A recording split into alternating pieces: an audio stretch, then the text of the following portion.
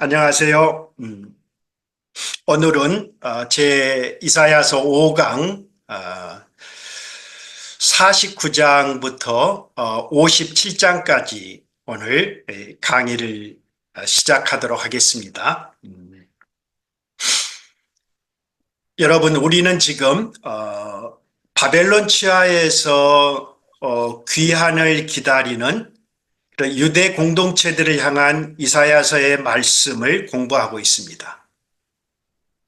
2부는 40장에서 55장까지를 우리가 살펴보는 것이죠. 이제 왜 55장과 56장이 나뉘어야 하는가? 그것은 이제 우리가 둘째 시간에 살펴보도록 하겠습니다. 먼저 오늘 우리가 살펴보는 현재 2부는 바벨론 포로 공동체의 회복을 주제로 하고 있습니다. 누가 포로의 귀환을, 회복을 주체하느냐, 인도하느냐, 그 인도자에 따라서 우리는 48장까지는 그런 이 페르시아 제국의 초대 황제였던 고레스, 이 고레스가 주체가 되어서 포로 귀환에 대한 메시지를 전달합니다. 그러나 오늘 49장부터는 여호와의 종은 그 메시아로 등장하게 됩니다. 사실 이 21세기를 살아가는 저와 여러분들에게는 이미 성취된 예언의 말씀이기 때문에 굉장히 쉽습니다마는 당시의 바벨론 포로 치하를 내다보고 남북 격동기에 이 말씀을 썼던 이사야의 예언은 굉장히 쉽지 않았을 것입니다. 과연 여호와의 종이 궁극적으로 하나님의 백성을 인도하고 구원할 자인데 가까이는 바벨론 포로로부터 멀리는 이제 그런 오늘 종말에 이르기까지 그런 모든 그런 죄인들을 악한 세상을 구원할 그 구원자로 등장하는 이 메시지이기 때문에 우리가 일단은 먼저 이사야 서신의 독자들의 남북 격동기를 살았던 그 백성들의 그런 신발을 신고 우리가 이 말씀을 들었으면 좋겠습니다. 그런데 특별히 이 2부에서는요, 그 바벨론 포로로부터의 회복에 있어서는 네 개의 종의 노래가 굉장히 중요하다. 우리가 여러 번 그것을 광고했습니다.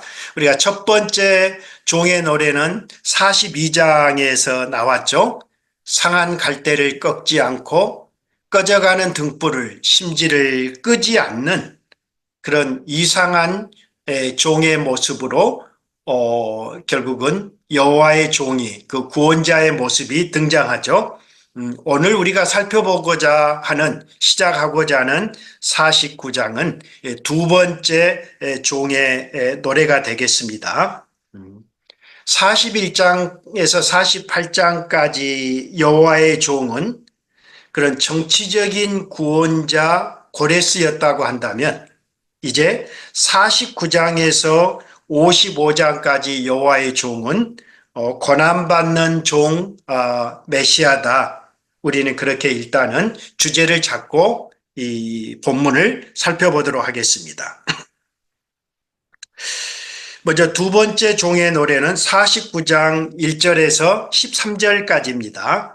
1절에서 7절까지는 그런 종의 사명이 나오고요. 그리고 8절에서 13절까지는 어떤 종의 사역이 등장합니다. 그러면 이 두 번째 종의 노래는 저는 무익한 종의 노래다. 그렇게 한번 제목을 붙여봤습니다. 첫 번째 종의 노래는 상한 갈대를 꺾지 않는 그런 이 종이었습니다. 그런데 오늘 이제 두 번째 살펴보고자 하는 종은 무익한 종이다라는 거죠. 굉장히 제목이 좀 이해하기 힘들지만 우리가 본문을 따라가 보면서 것을 살펴보도록 하겠습니다. 섬들아, 49장 1절입니다. 섬들아 내게 들으라. 먼 곳 백성들아 귀를 기울이라. 여호와께서 태에서부터 나를 부르셨고 내 어머니의 복중에서부터 내 이름을 기억하셨으며, 여기서 나는 종이라는 걸 알 수 있겠죠.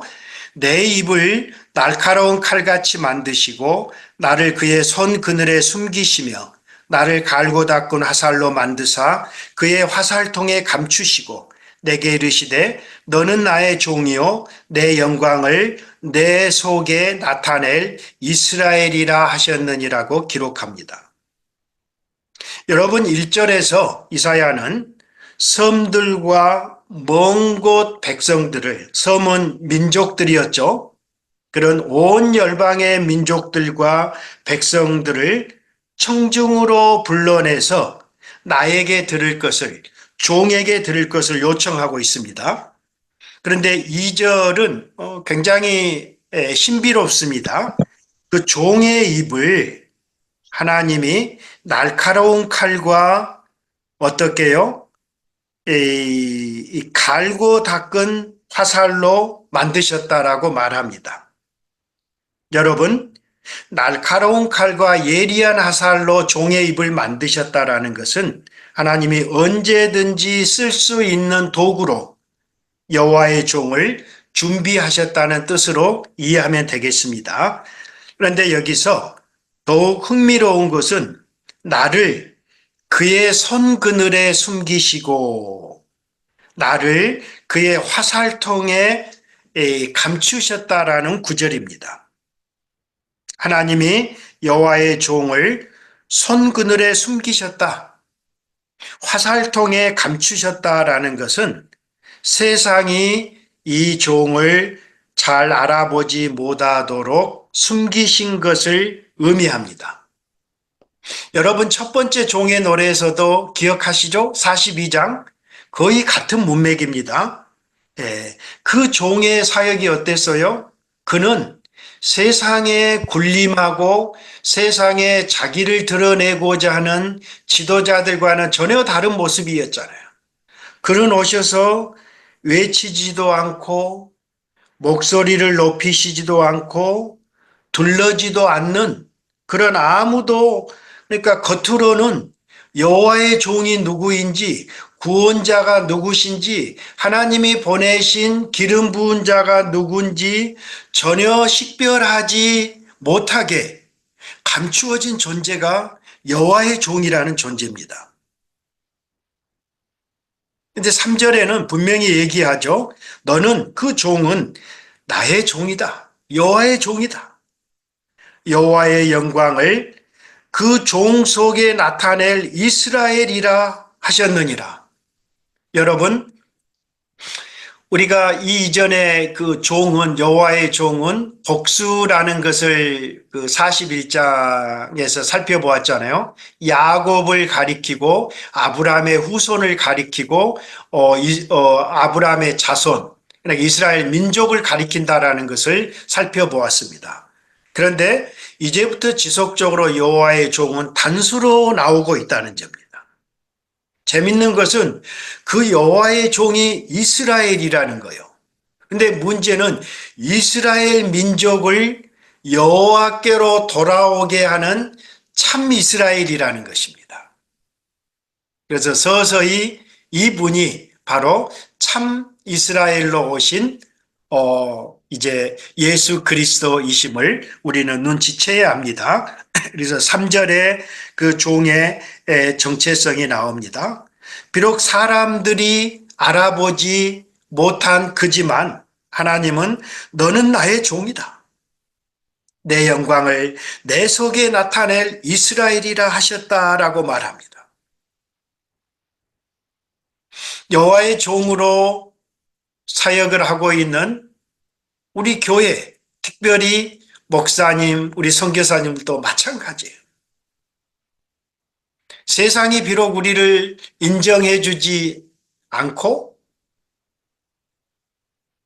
알아주지 않고 무명한 자처럼 이 땅을 우리가 살면서 흩어진 나그네로 산다 할지라도 하나님은 저와 여러분을 향해서 너는 나의 종이다. 내 영광을 내 속에 심어서 나타낼 참 이스라엘이라고 하나님은 말씀하고 계신다는 그 음성을 우리들은 들을 수 있어야 합니다. 우리는 여호와의 종이 그리스도시라는 것을 나사렛으로 오신 예수 메시아라는 것을 알고 있습니다. 그래서 그 예수님을 기초로 한 그 교회, 사도들의 후예인 교회는 바로 여호와의 종의 정체성과 동일한 아이덴티티를 갖는 거잖아요.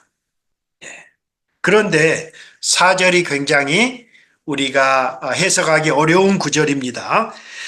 그러나 나는 말하기를 내가 헛되이 수고하였으며 무익하게 수고했으며 공연히 내 힘을 다하였도다.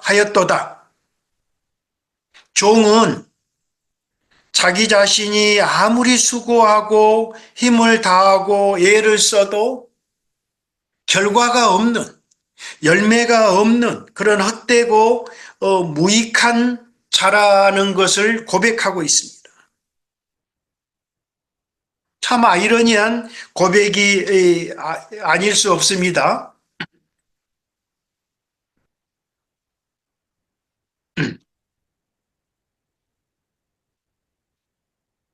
그런데 하나님은 그 무익한 종에 대해서 4절 하반절에 참으로 나에 대한 판단이 여호와께 있고 나의 보응이 나의 하나님께 있다라고 말합니다.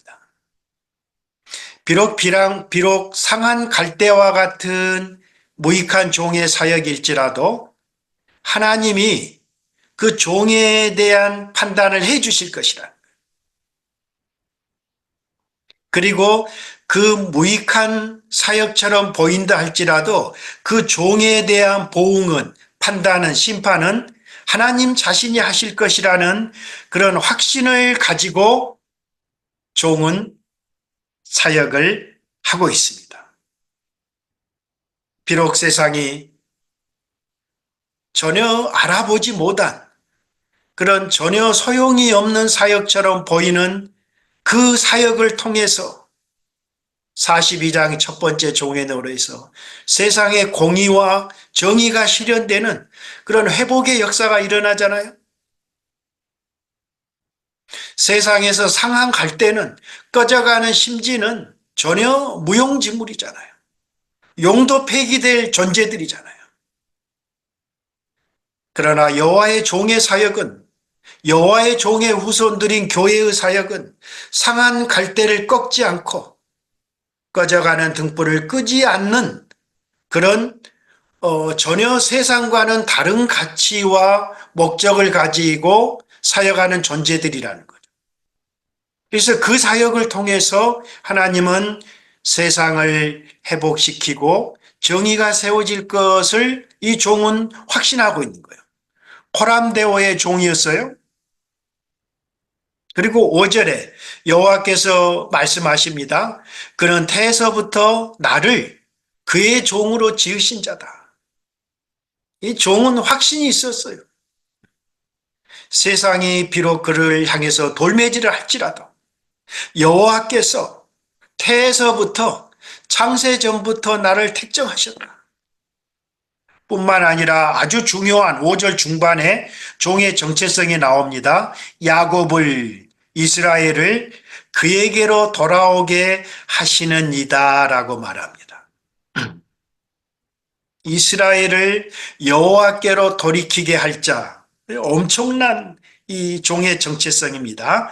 그래서 이스라엘이 그에게로 모이는도다.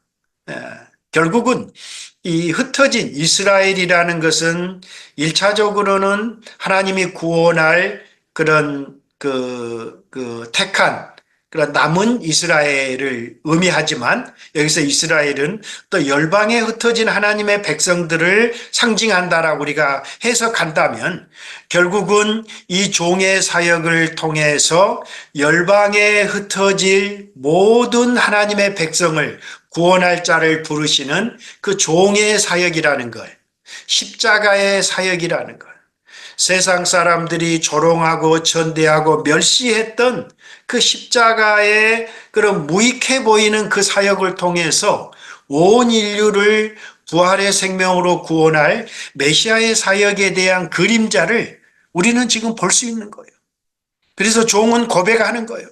세상은 비록 그 종을 알아주지 못한다 할지라도 하나님이 나를 알아주시고 나를 택정하시고 나에게 힘을 주시고 나를 모으시는 내 안에 그런 그, 그 택자들을 모으시는 그 하나님을 알기 때문에 그러므로 내가 여호와 보시기에 영화롭게 되었으며 나의 하나님은 나의 힘이 되셨다라고 고백하고 있습니다. 또 종이 말합니다. 내가 나의 종이 되어 야곱의 지파를 일으키며 하나님의 말씀이에요.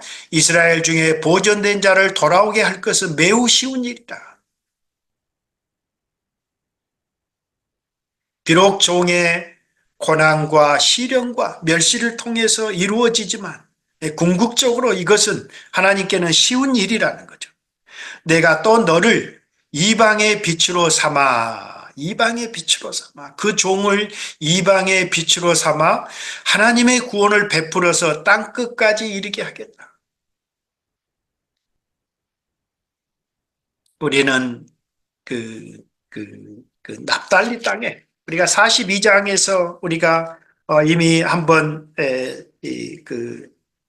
살펴보았잖아요. 그 백성의 언약과 그 이방의 그 빛으로 오신 그 메시아의 사역은 납달리와 스불론 땅, 결국은 그 어둠의 흑암에 앉아 있는 갈릴리의 그 땅에 가버나움에 오셔서 공생의 사역을 시작하셨던 그 그리스도의 이주 사건이 바로 그 이방이 빛의 사역의 그런 시발점이었다는 것을 우리는 이미 살펴보았습니다. 7절에 이스라엘의 구속자, 이스라엘의 거룩하신 여호와께서 말씀하십니다. 사람에게 멸시를 당하는 자, 지금 종의 모습이요. 백성에게 미움을 받는 자, 관원들에게 종이 된 자에게 이같이 이르시되 왕들이 보고 일어서며 고관들이 경배하리니 이는 이스라엘의 거룩하신 이 신실하신 여호와가 그가 너를 택하였습니다. 여러분, 많은 종은 많은 사람들에게 멸시와 천대와 고난을 받지만 결국에는 궁극적으로는 그 왕들과 고관들과 나라들이 일어나서 그를 경배하고 그의 이름 앞에 무릎을 꿇는 그 날이 올 것이라. 사실 우리들에게는 이미 복음서를 통해서 성취된 메시아의 그 구원 사건을 우리는 이미 알고 과거의 사건으로 이해하고 있기 때문에 쉬워 보이지만 여러분 남북 격동기에 오실 메시아 그 구원자 여호와의 종의 이 수수께끼 같은 메시지가 얼마나 어려웠겠어요. 그죠? 그래서 그들에게는 굉장히 어려운 일이지만 오늘 우리들에게는 굉장히 쉬운 일이에요. 그죠? 예, 이미 우리는 과연 이 수수께끼 같은 내가 공연히 힘을 다하고 헛되이 수고하고 이 무익한 바로 이것은 십자가의 고난을 십자가의 그런 단말마의 그런 고통과 절규를 지금 예고하는 그런 말씀이잖아요. 네. 그런데 이런 멸시천대 받은 종이 궁극적으로 그런 모든 민족과 나라들의 경배를 받을 것이다 라고 말합니다. 이제 종의 사역이 8절 이하부터 나옵니다. 여호와께서 이같이 이르시되 은혜의 때에 내가 종에게 응답하였고 구원의 날에 내가 너를 도왔도다. 내가 장차 너를 보호하여 너를 백성의 언약으로 삼으며 나라를 일으켜 그들에게 그 황무하였던 땅을 기업으로 상속하게 하리라. 여러분, 아까 종의 사역은 이방의 빛이 되는 사역이었어요. 그런데 이제 8절에서는 여호와의 종은 백성의 언약이 되어서 황무한 땅을 다시 기업으로 상속하게 하신다. 비록 그 언약의 대상인 이스라엘은 신실하지 못했을지라도, unfaithful 했을지라도 하나님은 언제나 언약에 신실하셔서 자기 자신의 힘으로, 능력으로 그 언약을 지키시는 하나님이 계시기 때문에 오늘 저와 여러분들에게는 소망이 있는 것입니다. 그리고 지금 9절에서는 잡혀있는 자에게, 포로들에게 이러합니다. 빨리 나오라. 흑암에 갇혀있는 자에게 나타나라. 그렇게 말씀하십니다. 그리고 10절에 그들이 줄이거나 목마르지 아니할 것이며 더위와 볕이 그들을 상하지 아니하리니 이는 그들을 긍휼히 여기는 이가 그들을 이끌되 샘물 근호로 인도할 것임이라고 말합니다. 결국은 마지막 그날에 포로 고레스를 통해서 회복하시는, 결국은 고레스로 보이지만 궁극적으로는 구원자 메시아에 대한 예표와 상징이잖아요. 예, 그렇기 때문에 결국은 그 구원의 날은 은혜의 때가 되겠고 구원의 날이 될 것이라는 거예요. 그때는 그 메시아가 선한 목자처럼 자기 백성들을 이끌어서 샘물 근원으로 시온의 보좌로, 영광스러운 성소가 있는 그 보좌의 그런 생수의 강가로 그들 백성을 인도하시겠다는 이 하나님의 약속인 것입니다. 두 번째 종의 노래 한번 그 교훈을 볼까요? 130페이지 볼까요? 그는 하나님께서 택한 종으로 야곱을 하나님께로 돌아올게 할 자였어요. 하나님의 영광을 드러낼 종이었어요. 그렇지만 그의 사역은 순탄하지가 않았어요. 오히려 세상 사람들이 보기에는 실패한 것처럼 보였어요. 아니, 실패했죠. 헛됐죠. 무익해 보였죠. 내가 헛되이 수고하고 무익하고 공연히 내 힘을 다하였도다라고 탄식하였습니다. 이렇게 BC 8세기에 고초와 고난을 받던 종의 모습은 주 1세기에 고난받는 예수 그리스도를 통해서 정확하게 성취되었습니다. 예수님의 사역은 헛되고 실패한 것처럼 보였지만 하나님은 그분의 죽음과 부활을 통해서 영광을 받으셨습니다. 그리고 하나님은 창세전에 계획하셨던 자기 자신의 그 구원의 계획을, 경륜을 성취하셨습니다. 그래서 모든 열방이 땅끝까지 하나님의 구원을 보게 하신 것입니다. 오늘 이 자리에 참석하신 많은 선교사님들의 사역이 그 땅끝까지 향하신, 선포된 그 열방의 구원을 선포하는 우리 여호와의 종들, 도구들이 아닌가요? 네. 그래서 여러분, 오늘날의 교회 역시 세상이 볼 때는 실패한 것처럼 보이는 집단일 수 있습니다. 여러분, 종말이 가까울수록 더욱더 세상은 우리 교회를 향한 강력한 도전과 비방과 멸시를 할 것입니다.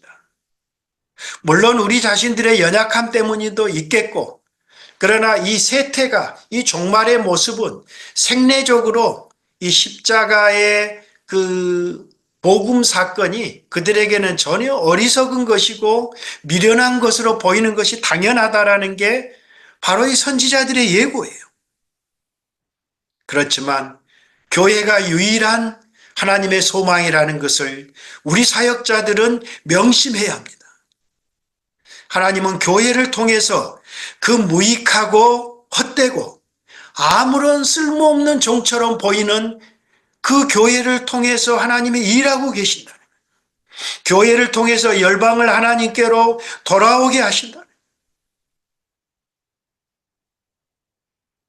교회는 세상 사람들이 볼 때는 헛된 비전을 갖고 사는 것처럼 보여질지 몰라도, 그래서 세상으로부터 미움과 질시를 받을지라도 여호와로 말미암아 존귀하게 될 것이라는 그 비전을 우리는 잊어서는 안 되는 것입니다. 오늘도 마라나타 주님을 앙망하며 시온의 대로를 향해 달리는 자가 될 것입니다. 고난받는 종이 승리하고 교회가 궁극적으로 승리를 거두는 것은 여호와의 종이 사역이 아니에요. 저와 여러분이 수고했기 때문이 아니에요. 여호와 때문이에요. 여호와께서 승리하시고 여호와께서 이기게 하시고 여호와께서 도우시고 하나님이 지속적으로 우리에게 그 힘이 되어 주시기 때문에 보호하시기 때문에 우리를 지켜주시기 때문에 우리를 악에서 일어나게 하시기 때문에 우리가 여전히 오늘도 바라보아야 할 바로 그분은 여호와 하나님이시라는 것을 잊지 않으시는 우리들 모두가 되었으면 좋겠습니다. 이제 14절 이하에서는 사실 그 바벨론 포로들의 그 탄식이 나옵니다. 그리고 하나님의 두 번에 걸친 응답이 나와요. 그건 교재를 한번 읽어보시고 중요한 세 번째 종의 노래 50장을 살펴보겠습니다. 50장은 먼저 1절에서 3절까지는 그 시온에 대한 책망이 나오고 세 번째 종의 노래는 4절부터 11절까지입니다. 먼저 시온의 책망은 하나님이 말씀하십니다. 내가 너희 어머니를 내보낸 이혼 증서가 있느냐? 내가 너희를 어느 채주에게 팔았느냐?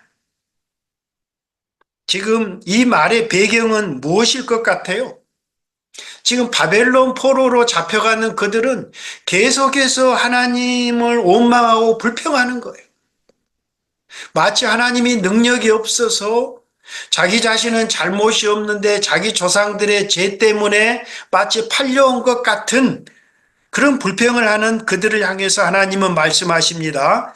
50장 1절의 중반절 보라 너희는 너희의 죄악 때문에 팔렸다.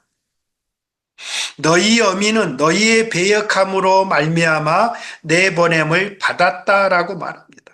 결국은 포로 유배는 반역의 결과라고 합니다. 오늘 저와 여러분이 하나님 앞에서 불충한 삶을 사는 것도 저와 여러분의 죄 때문이라. 저와 여러분의 잘못 때문이시라. 그래서 마치 2절에 하나님의 손이 짧아서 구속하지 못한 것처럼 하나님이 건질 능력이 없어서 그들이 포로로 잡혀간 것처럼 그런 말도 안 되는 얘기를 하지 말라는 거예요. 그 문맥에서 4절에서 11절까지 세 번째 종의 노래는 학자의 노래 일반적으로 그렇게 말합니다.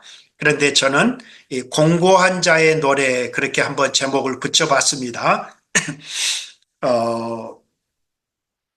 4절에서는 종의 소명을 한번 살펴보겠습니다. 주 여호와께서 학자들의 혀를 누구에게 주사? 내게 주사. 지금 여호와의 종입니다. 종에게 주사. 종으로 하여금 나로 공고한 자를 말로 어떻게 도와줄 줄을 알게 하시고 아침마다 깨우치시고 나의 길을 깨우치셔서 학자들 같이 알아듣게 하시는도다 그 말이에요. 여러분 여호와께서 종에게 학자들의 혀를 주셨다라는 거예요.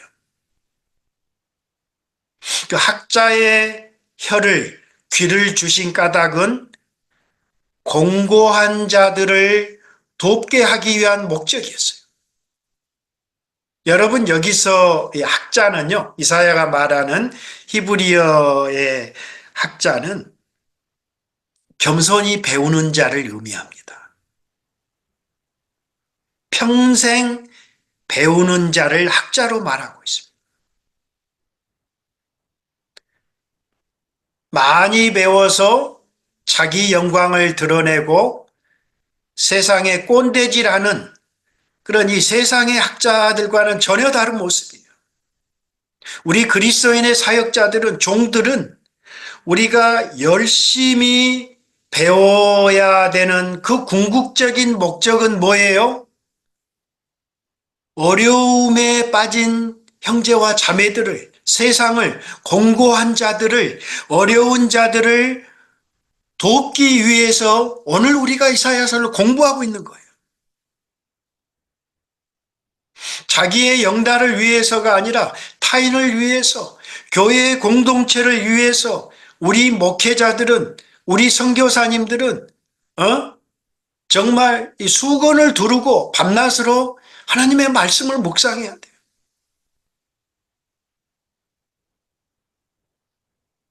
오늘 한국 목회자들의 문제점은 무엇이에요? 한국 선교사님들의 문제점은 무엇이에요? 교만하고 건방지고 무지하죠. 좀 있다가 그들을 향해서 개 같은 사람이라고 아주 하나님이 선지자가 그렇게 말하고 있어요. 여러분, 우리 지도자들이 신학교에서 배운 게 뭘 배워요? 뭐 성경의 개론 정도 익히고 나오죠. 당시의 지도자들도 마찬가지였어요. 배우려고를 하지 않아요.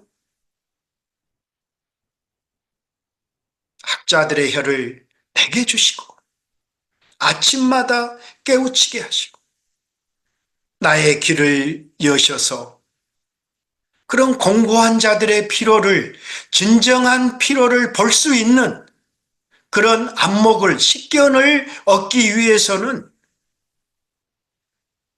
우리가 평생을 배워야 한다. 5절에 주님이 말씀하십니다. 나의 길을 여셨으므로 내가 거역하지도 아니하며 뒤로 물러가지도 아니하며. 여러분, 종의 사역이 평탄치 않을 것을 예고하는 것 같아요. 종은 사람들의 고통을, 어려움을 외면할 수 없었어요.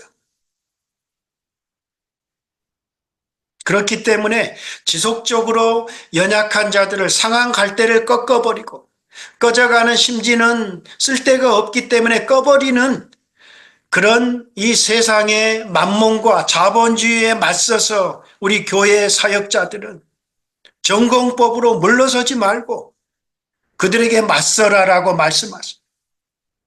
아예 6절에서는 종의 고난이 본격적으로 나옵니다. 나를 때리는 자들에게 등을 맡기고 나의 수염이 뽑히고 나의 뺨을 맡기고 모욕과 침뱉음을 당하여 그러나 종은 어때요? 얼굴을 가리지 아니한대. 여러분, 평생 공부한 결과가 뭐예요? 착한 종의 삶의 결과가 뭐예요?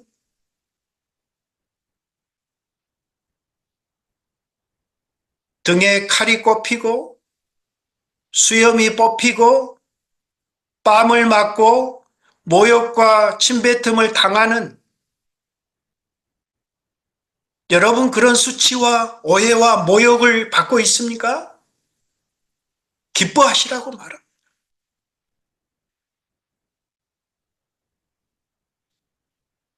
이것이 주님이 가셨던 저와 여러분을 구원하시기 위해서 골고다를 오르셨던 그 주님의 모습이잖아요.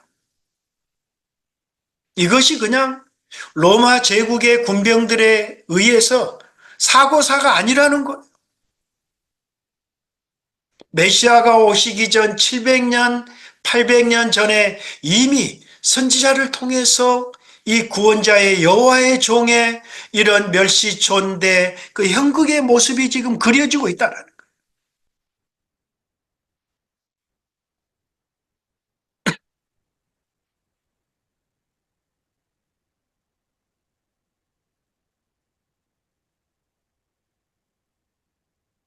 여러분 첫 번째 종의 노래에서도 42장에서도 상한 갈대와 꺼져가는 등불과 같은 연약한 자들을 돕는 사역이 종의 사역이었어요.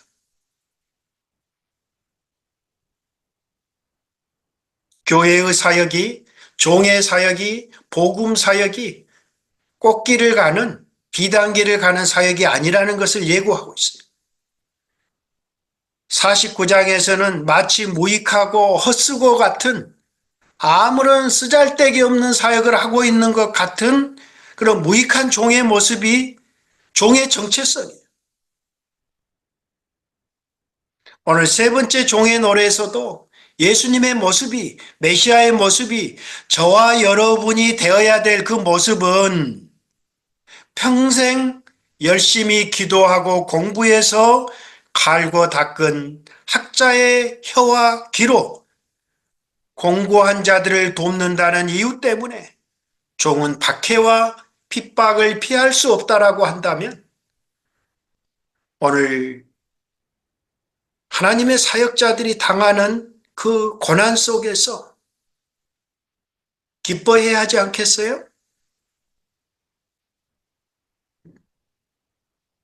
당연한 불통이 저주가 아니라 하나님의 임재의 결과고 우리가 제대로 복음을 믿은 결과다라고 말하고 있습니다. 우리가 오해하면 안 돼요. 실망하면 안 됩니다. 누가 도우십니까? 7절 종의 확신을 보시기 바랍니다. 여호와께서 나를 도우심으로 주께서 그 공고한 종을 돕는다시라. 내가 부끄러워하지 않고 내 얼굴을 부싯돌같이 굳게 하였으므로 내가 수치를 당하지 아니할 줄 아노라. 하나님이 고난을 당하는 이사야의 얼굴을 부싯돌같이 굳세게 해주시겠다. 에스겔에는 어땠어요? 옛날 우리 김일 선수, 박치기 선수처럼 네 이마를 금강석같이 해주겠다. 에스겔 3장에 나오잖아요. 예레미야에게는 견고한 성읍, 쇠 기둥, 노성벽과 같은 존재가 되어주게 해주시겠다. 하나님이 적대적인 세상을 맞설 만한 그 용기와 능력을, 힘을 우리에게 부어주시겠다라는 거예요. 그래서 물러서지 말라는 거죠. 그리고 8절에 다른 사람은 다 우리를 멸시하고 천대하고 비방할지라도 나를 의롭다 하시는 이가 가까이 계시니 하나님이 저와 여러분을 아시고 인정해 주시기 때문에 나와 다툴 자가 누구냐? 나의 대적이 누구냐? 당당하자라면 하나님은 고난받는 종을 의롭다고 인정해 주십니다. 9절에 보라 주 여호와께서 나를 도우시리니 나를 정죄할 자가 누구냐? 보라 그들은 다 옷과 같이 헤어지며 좀이 그들을 먹으리라. 여호와의 종을 비방하는 자들은 좀처럼 먹힘을 당할 것이라. 10절에 너희 중에 여호와를 경외하며 그의 종의 목소리를 청종하는 자가 누구냐? 흑암 중에 행하여 빛이 없는 자라도 여호와의 이름을 의뢰하며 자기 하나님께 의뢰할지어다. 선지자의 마지막 권면이죠. 이것은 종의 고백이 아니라 이 무익한 이 종이 종의 모습이 정말 고난을 통해서 어려운 자들을 돕는 이 종의 아름다운 이 모습을 보면서 그런 고난 속에서도 끝까지 여호와를 의뢰하는 경외하는 그의 모습을 보면서 우리들에게 권면하고 있습니다. 여호와를 경외하라는 여호와의 종과 같이 하나님을 두려워하자. 하나님을 바라보자. 종의 목소리를 청종하라고 말합니다. 종의 목소리는 구약의 말씀을 듣는 것이고 신약의 사도들의 말씀을 듣는 것이잖아요. 그리고 여호와의 이름을 의뢰하라고 말씀하고 계세요.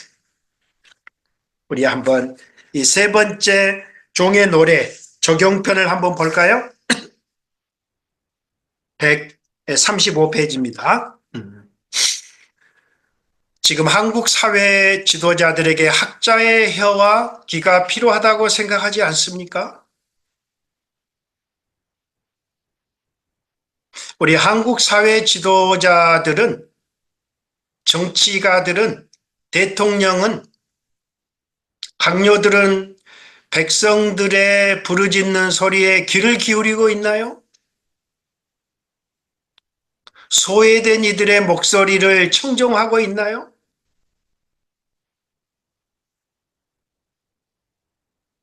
정의와 공의가 사라지고 한국 사회 지도층의 부패와 탐욕과 무능함이 판을 치는데도 그들은 듣보잡이에요. 무지한 지도자들. 한국뿐만이 아니죠. 미국도 비슷해져 갑니다. 사회뿐만이 아닙니다. 가까이는 우리 교회 지도자들은 어떻습니까? 학자의 혀와 귀가 필요하다고 생각하지 않습니까? 배우지 않으면, 열심히 공부하지 않으면 공고하고 연약한 자들을 세울 수 없는 사역이다라고 오늘 이사야 50장은 말씀하고 있는 거예요. 진리의 말씀을 바르게 전하는 입을 갖기 위해서는 그 진리의 말씀이 무엇인지를 배워야 하지 않겠어요? 여호와를 경외하라, 믿으라, 그런 삶이 없는 공허한 교리만 가르치고 있지는 않습니까? 정말 교회가 앞장서서 불평등과 차별을, 소외된 지체들을 향해서 관심을 기울이고 있는가요? 세상을 향한 목자와 파수꾼의 역할을 감당하고 있는가요?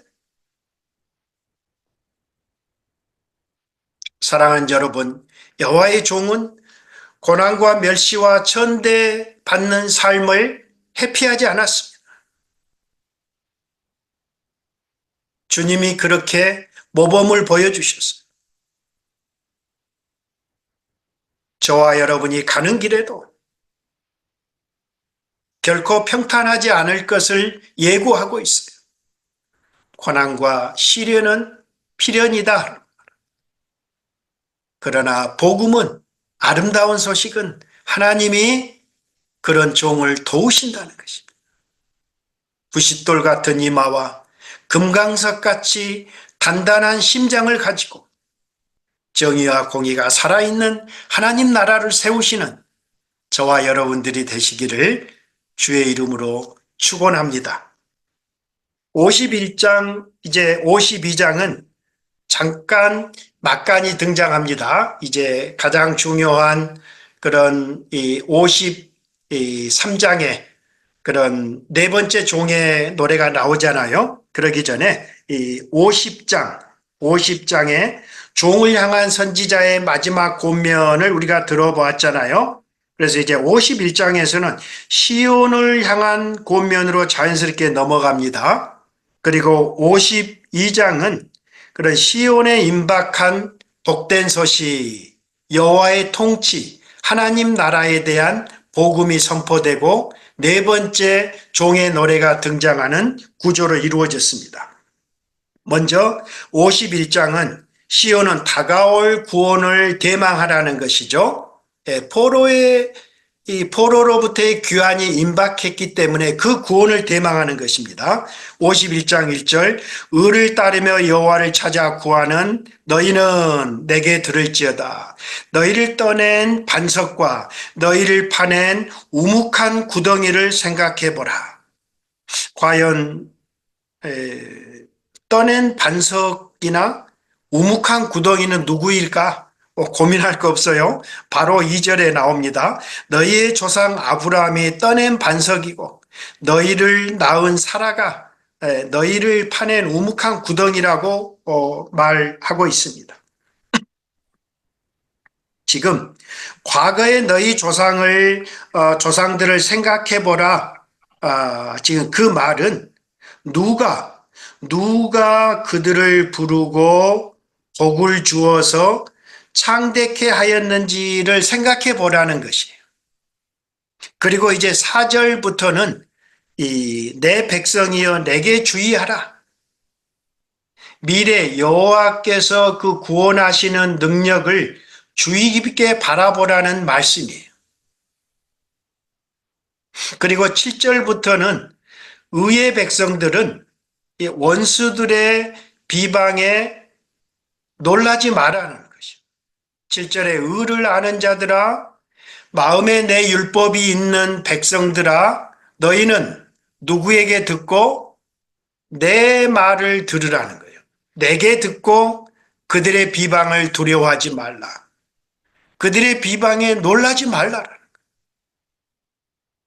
그들은 옷같이 좀이 그들을 먹을 것이고 양털같이 좀벌레가 그들을 먹을 것이나 나의 공의는 영원히 있겠고 나의 구원은 세세에 미치도록 말합니다. 너희는 내게 듣고 저와 여러분을 여호와의 종들을 비방하는 자들을 두려워하거나 놀라지 말라라고 말합니다. 사랑하는 여러분, 저는 최근에 제가 좀 한 주간 동안 굉장히 힘든 시간을 보냈습니다. 그냥 말도 안 된 일 때문에 제가 좀 개인적으로 오해를 받고 좀 비방을 받은 좀 그런 일이 있었는데 뭐 어떻게 뭐 변명할 수도 없고 그래서 굉장히 무거운 마음으로 제가 잠잠히 하나님 앞에 기도하면서 견디고 있는데 바로 이 이사야서 51장 7절 말씀이 굉장히 저에게 위로가 됐어요.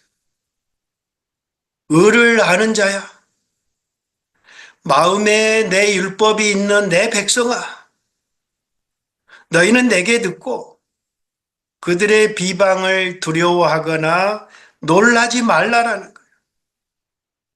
하나님의 공의는 영원히 있고 나의 구원은 세세에 미치고 그들에 대한 심판은 처벌은 하나님께서 하시겠다라는 저는 얼마나 저에게 위로가 되시는 제가 이 말씀을 51장 7절을 묵상하면서 이 말씀을 준비하면서 제 마음에 그 아주 뭐 쇳덩어리 같이 무거운 그 짓눌림이 나 팍 터지는 정말 그 해방감을 맛보는 하나님의 말씀은 정말 묶인 것을 푸는 눌린 것을 해방시키는 그런 자유케 하는 능력이 있다는 것을 다시 한번 체험했습니다. 사랑하는 여러분, 우리가 하나님의 길을 가면서 하나님의 법도에 순응하면서 진리의 길을 가면서 고난을 받고 어려움이 있고 오해를 받을 때 잠잠히 도살장으로 끌려가는 주님처럼 잘 그렇게 침묵으로 견딜 때 주의 말씀이 우리들을 위로해 주시고 자유케 하시고 격려해 주신 것을 경험할 줄 믿습니다. 9절에서 여호와의 팔이여 깨소서 깨소서 능력을 베푸소서. 여호와의 팔에 그 구원의 팔에 그 능력의 팔에 이 선지자는 탄원하고 있어요. 세상이 이스라엘의 백성들을 유다 백성들을 아니 21세기의 저와 여러분의 사역자들을 올곧게 진리의 길을 말씀의 길을 가고자 하는 우리들을 향해서 세상이 돌팔매질을 할 때 맞아라는 것이죠. 맞아라. 하나님이 너희를 구원해 주시기 때문에. 그러나 오늘 선지자는 많이 힘들었던 것 같아요. 그래서 이 하나님께 탄원하고 있습니다. 여호와의 팔이여 능력을 베풀어 주소서. 옛날 옛시대에 깨신 것 같이 라합을 치시고 용을 찌르신 것처럼 욥을 구원하시고 출애굽의 그런 바로로부터 구원하셨던 것처럼 여기 출 바벨론으로부터 구원해달라고 지금 간절히 기도하고 있어요. 12절에 하나님이 너희를 위로하는 자는 나 곧 나다라고 말씀하십니다. 너는 어떠한 자이기에 죽을 사람을 두려워하며 풀같이 될 사람의 아들을 두려워하느냐? 여러분, 진정으로 두려워할 자를 두려워하라는 말씀이죠. 풀과 같은 존재를, 풀의 꽃과 같은 요한한 시들은 그냥 훅 불려갈 그런 존재들의 비방과 공격에 좀 강심장을 갖자. 지금 그런 도전을 하고 있는 것 같습니다. 그리고 17절에는 술 취한 예루살렘을 향해서 여호와의 손에서 그의 분노의 잔을 마신 예루살렘이여, 이제 70년간의 노역을 통해서 노역의 때가 끝났기 때문에 이제는 깰지어다 깰지어다 일어설지어다라고 도전합니다. 각성하라고 도전합니다.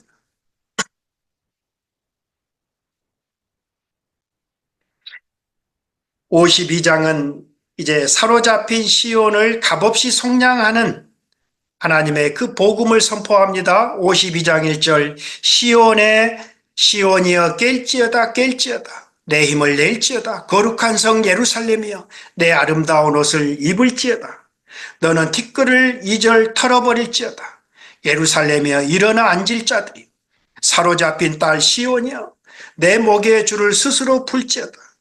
지금 사로잡힌 바벨론 포로의 시온을 향한 그런 강력한 마지막 각성제를 지금 마치고 계시는 것입니다.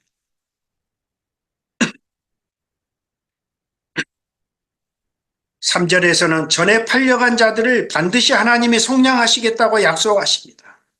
3절에 여호와께서 이같이 말씀하시되 너희가 값없이 팔렸으니 돈 없이 속량되리라.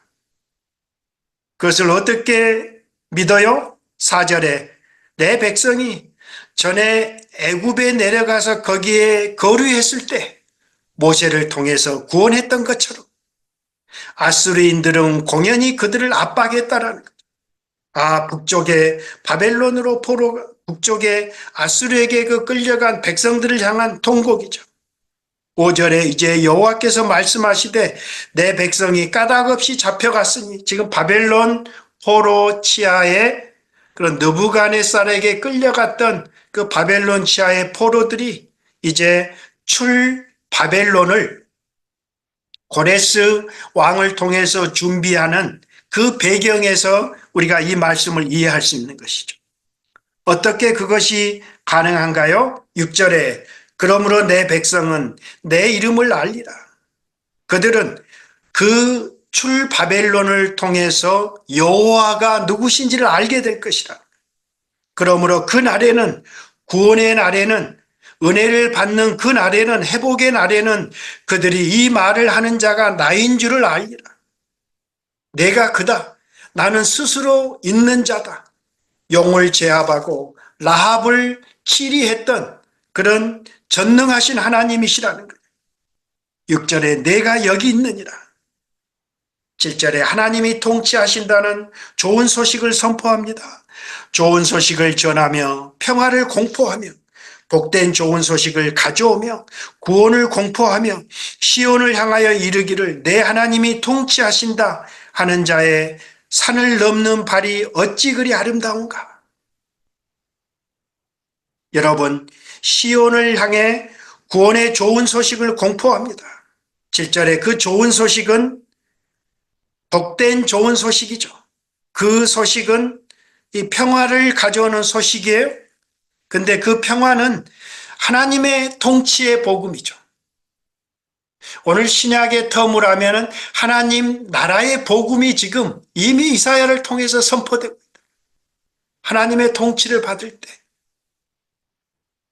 하나님 앞에 무릎을 꿇고 하나님의 말씀을 청종할 때, 내가 내 인생의 주인 되는 그 자리를 내려놓고 여호와 하나님을, 메시아 그리스도를 내 인생의 주인으로 모시고 그분이 나를 인도하시는 대로 그분의 주되심을 인정하는 그 하나님이 통치하시는 그 복음이 바로 구약시대의 복음이고 신약의 복음이다라는 거예요.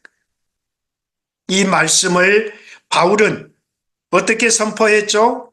로마서 10장 15절 말씀 보면 아주 바울이 기가 막히게 선포하고 있죠. 로마서 10장 15절에 보내심을 받지 아니하였으면 어찌 전파하겠는가. 기록된 바 아름답도다 좋은 소식을 전하는 자들의 발이여함과 같으니라. 좋은 소식은 복된 소식, 구원의 소식, 하나님이 우리를 통치하신다. 악한 사탄이, 악한 제국이 우리를 통치하는 것이 아니고 여호와 하나님이 우리의 주가 되신다는 말씀이에요. 그래서 8절에 파수꾼들이 선포합니다. 이는 여호와께서 시온으로 돌아오실 때 그들의 눈이 마주보리라. 결국은 여호와께서 시온으로 돌아오실 때 황무한 예루살렘을 위로하고 구속하실 것이라는 거예요. 10절에 여호와께서 열방의 목전에서 그의 거룩한 팔을 나타내셨으므로, 거룩한 팔은 구원의 팔이죠. 땅끝까지 모두 우리 하나님의 구원을 보았다. 열방의 목전에서 거룩한 이 팔을 목도하게 될 그 날을, 오늘 21세기에나 벌어질 그 상황을 땅끝에서 하나님의 구원을 목도하게 되는, 사실 그 당시 유대인들에게만 국한된 복음이었잖아요. 근데 이방이, 땅끝이, 열방이 돌아올 것이라는 그 구원을 이미 이사야는 3000년 전에 내다보고 있었다라는 거예요. 그래서 11절에 빨리 너희는 떠날지어다. 여가 지금 어디예요? 바벨론. 속히 바벨론을 떠나라고 경고하고 있습니다. 거기서 나오라. 부정한 것을 만지지 마라. 스스로 정결하게 하라. 고린도후서 6장 17절에서 바울이 이 말씀을 인용하잖아요. 어찌 성전과 우상이, 이 사탄 벨리알과 그리스도가 함께 공존할 수 있겠느냐? 하나님의 성전과 우상이 공존할 수 없는 문맥에서 이 바벨론의 그 우상과 부정으로부터 떠나라는 이 문맥을 인용하고 있어요. 그리고 12절에 여호와께서 너희 앞에서 행하시고 아주 질서 있게 너희 뒤에서 호위하심으로 우리를 인도하실 것을 약속하세요. 마지막 이 생각의 보기 138페이지를 한번 보겠습니다. 그리고 잠깐 휴식하도록 하겠습니다. 52장, 하나님은 어떤 하나님이세요? 찾아오시는 하나님이세요. 자기 백성에게 다가오시는 하나님이세요. 소외당하셨던 여호와께서 이제는 스스로 시온으로 귀향하시겠다는, 그분의 귀향으로 황폐한 시온이 기뻐하며 노래하게 되는 것이죠. 그러기 위해서는 이 바벨론을 속히 떠나라고 경고하고 있습니다. 사랑하는 여러분, 우리들의 구원에 있어서도 마찬가지입니다. 우리가 하나님을 만나기 위해서 우리가 컴포트 조닝으로 여기는 옛 삶을 떠나는 지점에서, 떠나는 곳에서 우리는 새 삶을 시작할 수 있는 것이죠. 아브라함은 갈대아우를 떠나서 하나님의 인도를 따라갔습니다. 그래서 가나안에 도착했죠. 롯은 소돔과 고모라를 떠나야만 약속의 땅을 향해 갈 수 있었죠. 저와 여러분도 마찬가지예요. 하나님의 진리의 말씀을 따라서 우리가 가서는 안 될 것을 가서는 안 되고, 우리가 만져서는 안 될 것을 만지지 않는 그런 우리들의 구별된 그런 삶의 모습을 통해서 하나님의 영광을 받으시고 우리는 하나님의 임재와 영광을 누리는 그런 주의 백성들이 될 것입니다. 이제 이어서 5강 네 번째 종의 노래를 시작하겠습니다. 여러분, 이 53장에 나오는 이 종의 노래만큼 사실 이 잘못 해석된 노래도 없지 않을까, 저는 그렇게 생각합니다. 일반적으로 기독교 2000년의 역사는 이 종의 노래를 이 고난받는 종의 노래, 그렇게 이해하고 해석해 왔습니다. 그렇지만 저는 그렇게 생각하지 않습니다. 저는 오히려 거꾸로 이 52장 13절에서 53장 마지막까지 나오는 종의 노래는 이 승리한 종의 노래, 저는 그렇게 해석하고 싶습니다.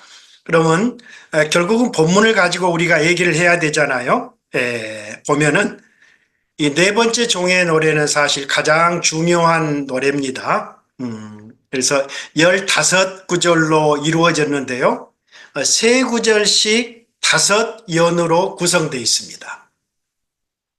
그런데 여러분, 이 시나 히브리의 그런 이 문학이나 그런 모든 이렇게 고대의 또 최근의 그런 문학적 기법에 여러분 인클루지오라는 말씀을 많이 들어보잖아요. 수미상관 형식입니다. 그 샌드위치 기법이라고 일명 말하죠. 그러니까 가장 앞에 중요한 주제를 던지고 이제 많은 얘기를 중간에서 한 다음에 다시 결미해서 그 주제를 반복함으로 인해서 이 전체가 이 앞과 뒤에서 말하는 그 주제를 말하고자 한다라는 것이죠.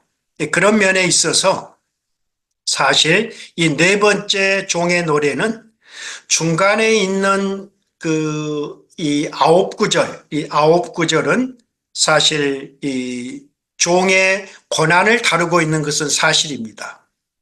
그렇지만 이 문학적 기법에서 수미상관의 형식을 취하고 있다는 중요한 이 형식을 이제 학자들이 발견하고는 깜짝 놀라는 거죠.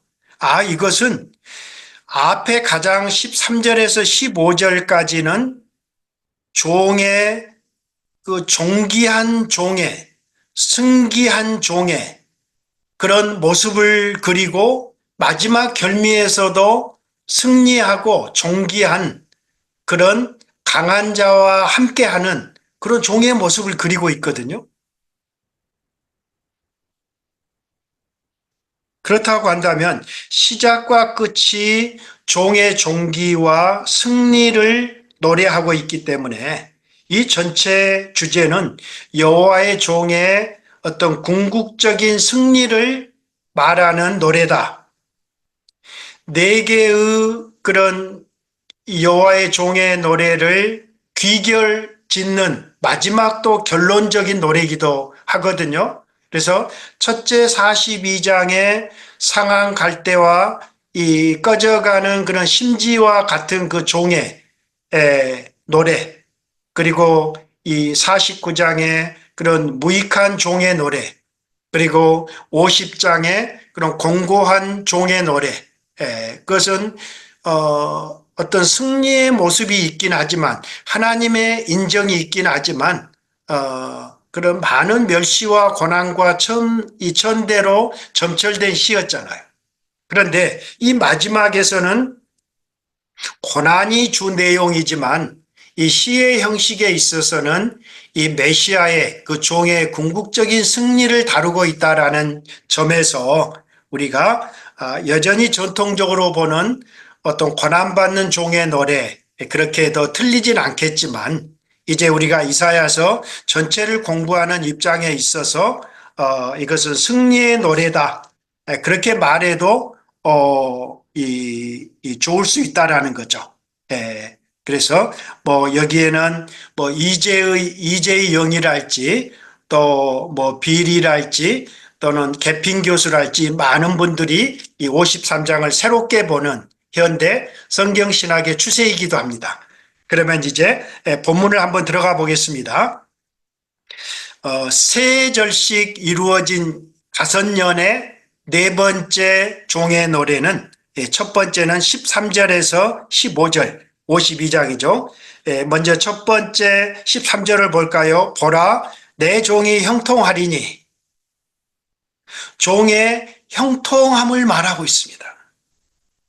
그 종이 받들어 높이 들려서 지극히 존귀하게 될 것을 선언하고 있어요. 여러분, 이사야가 소명을 받을 때 그런 성전에서 높이 들린 보좌에 앉아 계신 주님의 그 하늘의 그 영광을 보잖아요. 그래서 이 종이 받들어 높이 들린다라는 것은 하나님에 대한 칭호입니다. 그분의 그 승기를 말하고 있는 것입니다. 그렇기 때문에 처음부터 이 53장의 네 번째 종의 언어는 여호와의 종의 형통과 존귀와 승리를 선포하고 있다는 거죠. 그런데 14절에 전에는 그 모양이 타인보다 상했고 그의 모습이 사람들보다 상해서 많은 사람이 그에 대해서 놀랍다. 무슨 말이에요? 아니, 그 형통하고 존귀하게 될 그 종이 너무나 참담한 모습 때문에 사람들이 놀라게 되는 사실을 그리고 있어요. 상한 모습이에요.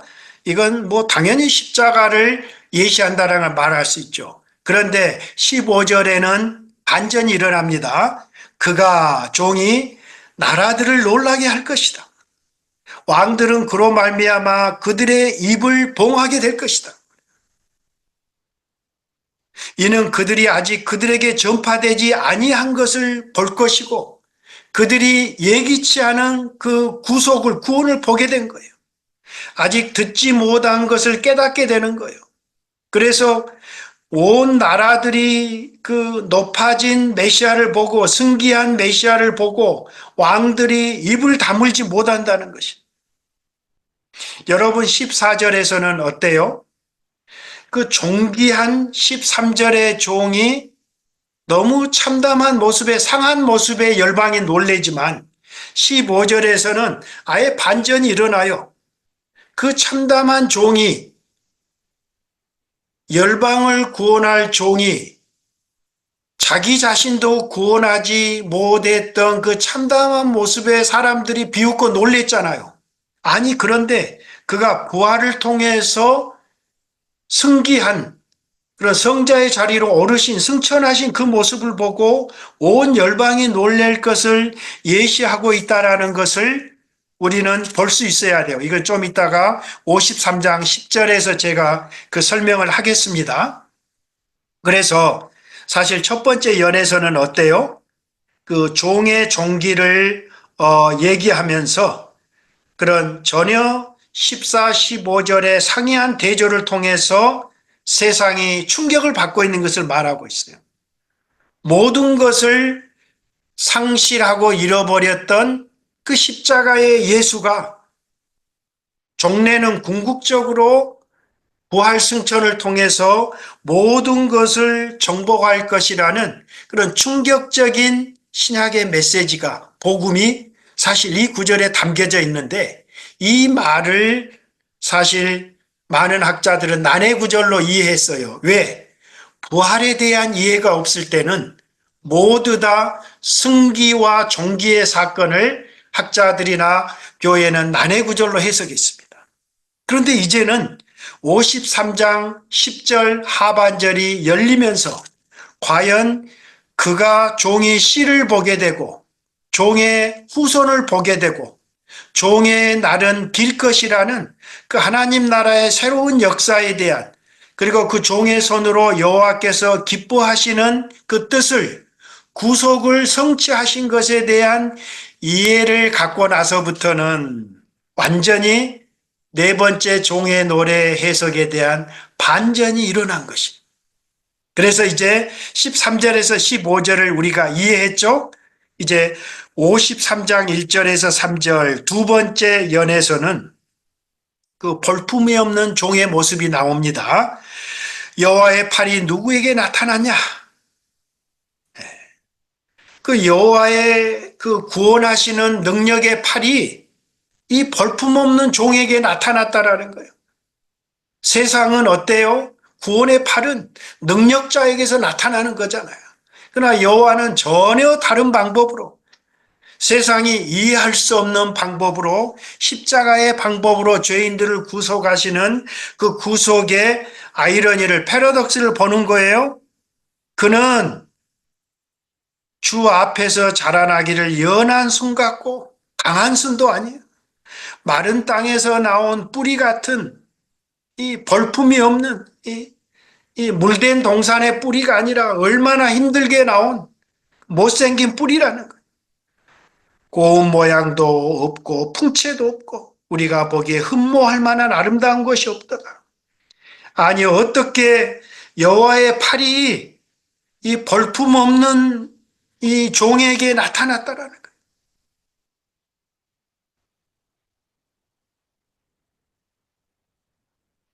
여러분 누가 보아도 세상을 구원할 자는 어떤 그런 지배적이고 강력하고 좀 키도 훤칠한 그런 매력적인 모습으로 나타나야 되지 않겠어요? 근데 오늘 종의 모습은 전혀 어울리지 않습니다. 우리 기독교 화가들이 세상의 화가들이 그려놓은 나사렛 예수님 굉장히 잘생기셨잖아요. 그죠? 그런데 이 이사야서나 이 신약의 복음서들은 예수님이 꼭 그런 모습은 아니었을 것 같은 예감을 갖게 됩니다. 네, 그래서 전혀 매력적이지 않는 모습으로 하나님이 그를 보내신 거예요. 뿐만 아니라 3절에 멸시를 받아 사람에게 버림을 갖고 강고를 많이 걷고 강고는 슬픔입니다. 고통이라는 단어예요. 질고를 아는 자다. 질고는 질병입니다. 질병. 어려운 단어를 썼어요. 그냥 이 질고는 그냥 질병으로 하면 되죠. 마치 사람들이 그에게서 얼굴을 가린 것 같이 멸시를 당하였고 우리도 그를 귀히 여기지 아니하였다. 두 번째 여는 볼품없는 종의 모습이에요.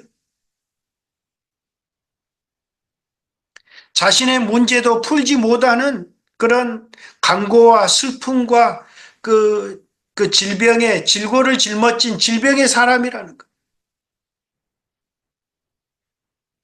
그런데 바로 이 종에게 그런 어떤 고통과 그 질병의 사람에게 여호와의 팔이 나타났다라는 거죠.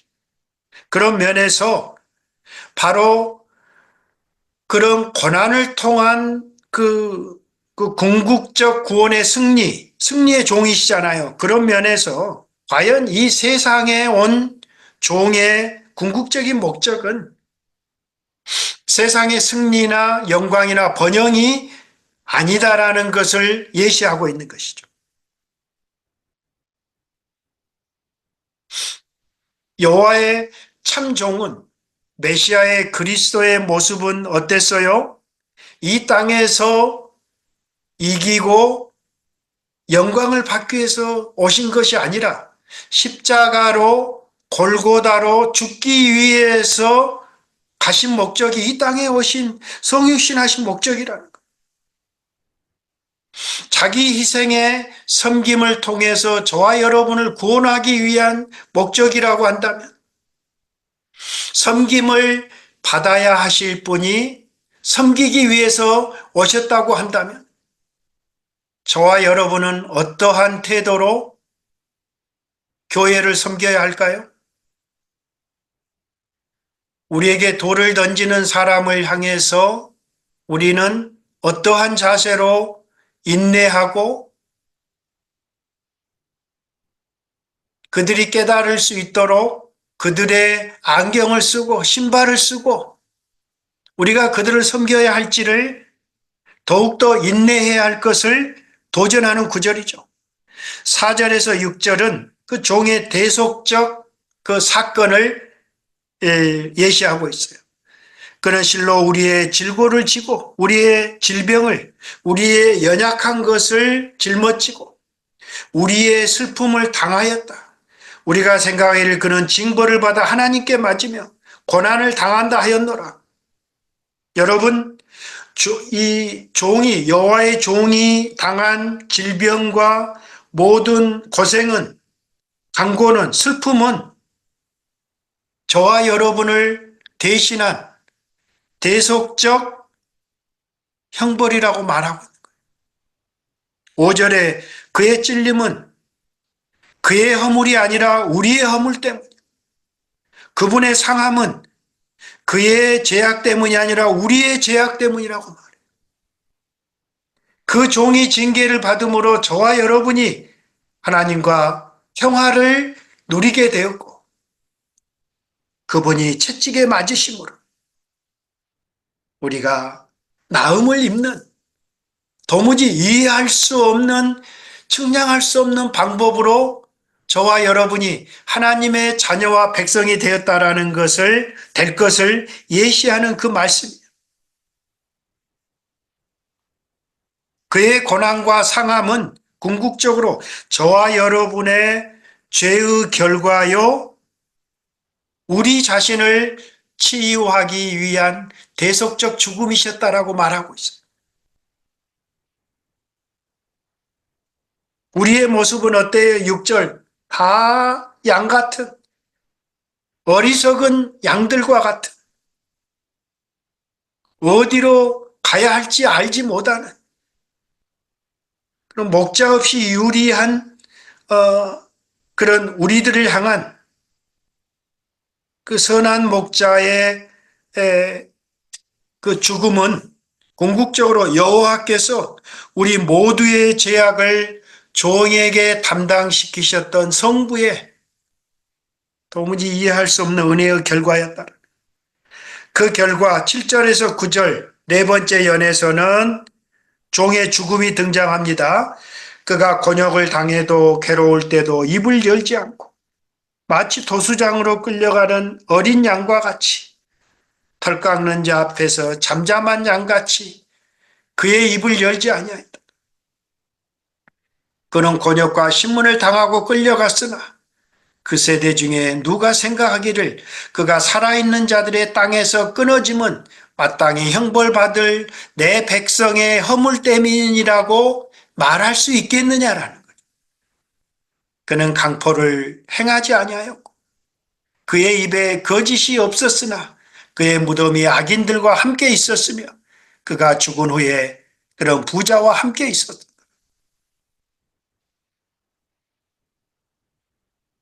여러분, 여호와의 종은 메시아는 메시아가 고난을 이기는 방식은 7절에 보니까 침묵이라는 거예요. 침묵. 그분은 너무나 잘 아셨던 것 같아요. 세상에서 이김이 아니라 짐의 방식으로, 높아짐이 아니라 낮아짐의 방식으로, 소리치는 방식이 아니라 침묵의 방식으로 그는 그분의 고난을 이기셨더라. 여호와의 종으로 저와 여러분이 산다는 것은 세상의 가치에 맞서는 방식으로 산다는 것을 의미할 것입니다.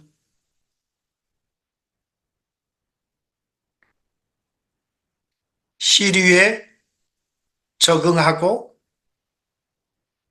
그런 떠내려가는 그런 이 종의 모습이 아니라 이 세태의 모습에 이 불의한 이 세상에 맞서는 방식으로 그러나 무저항과 침묵의 방식으로 우리 그리스도인은 세상과 정치를 향해서 저항해야 한다. 종의 죽음은 우연이 아니었어요. 하나님이 계획하신 구원의 경륜이셨어요. 10절에 여호와께서 10절, 11절, 12절 마지막 년은 다시 종기의 모습이에요. 여호와께서 그에게 상함을 받게 하시기를 원하사 그분이 상함을 받으신 것이, 그분이 고난을 받으신 것이, 종이 죽음을 당하신 것이 여호와께서 원하시는 길이었다라는 것. 이해할 수 없는 것이, 우리는 이해하기 힘든 것이. 종이 대속적, 대신적 고난을 받으심으로 죄인들을 구원하는 그 열매는, 그 구속은 그 종의 고난을 통해서만, 그것이 바로 아버지께서 원하시고 기뻐하신 일이었다. 10절 중반에 그의 영혼을 종의 영혼을 속건제물로 드리셨다라는 거죠.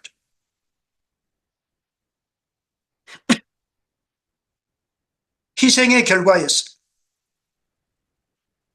그리고 매우 중요한 10절 하반절, 사실 이 부분은 그동안 2000년 동안 난해구절로 처리된 것이, 그가 씨를 보게 되며, 씨는 종의 후손입니다. 후손, 아브라함의 후손, 아브라함의 자손. 그가 속건제물로 드려진 것으로 고난받는 종으로 십자가로만 그 이상을 보지 못했던 이 시에 대해서 진정한 주제와 목적을 발견한 것이 10절 하반절에 대한 학자들의 수고예요. 종의 씨를 본다는 것이 무슨 말이냐? 종의 날이 길 것이라는 것이 무슨 말이냐? 종의 손으로 여호와의 기뻐하신 뜻을 성취한다라는 것이 무슨 말이냐? 결국은 복음의 내용은, 구속의 내용은 십자가로 끝나는 게 아니에요. 신약의 사도들이 선포했던 복음은 너희가 십자가에 못 박은 예수를 하나님이 살리셔서 그를 그리스도와 주가 되게 하셨다라는 그분의 죽음과 부활의 사건이 우리의 구원의 내용이에요. 복음의 내용이에요.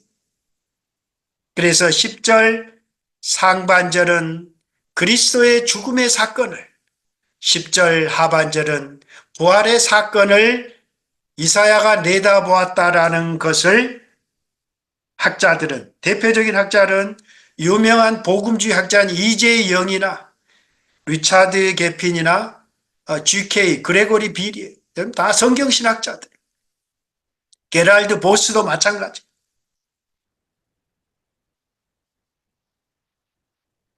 존 오스왈트, 그런 이사야서의 아주 복음주의 탁월한 신학자. 이건 구약에서, 이사야서에서 어떤 그리스도의 그 복음의 부활의 구속을 암시하는 가장 중요한 구절 중에 하나가 바로 이사야서 53장 10절 하반절이라는 것. 그래서 11절에 그가 자기 영혼에 수고한 것을 보고 만족하게 여길 것이다. 나의 의로운 종이 자기 지식으로 많은 사람들을 의롭게 하며 그들의 죄악을 친히 담당하셨다. 12절에 그러므로 내가, 하나님이 그에게, 종에게 종기한 자가 함께 받을 몫을 주시고 종기한 자가 되게 하시다. 강한 자와 함께 탈취한 것을 나누게 하시겠다. 그래서 바로 이 수미상관의 이 형식에 따라서 10절에 그 부활을 통해서 승기하게 된 것을 보여주고, 동시에 그 승기의 결과 그가 존귀한 그런 높이 들린 자가 되시라는 바로 52장 13절과 같은 인클루지오의 기법으로 쓰여진 종의 노래라는 것을 최근의 학자들은 모두 동의하고 있어요. 그래서 반전이 일어난 거예요.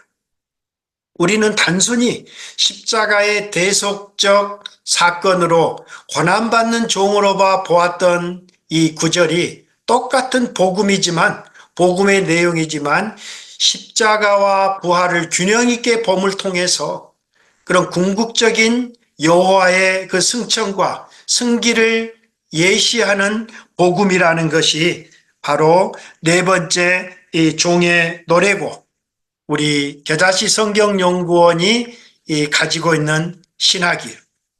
그래서 일반의 기존의 전통적인 복음이 하나님의 구속을 십자가 중심으로만 보는 굉장히 연약한 해석을 해왔었죠.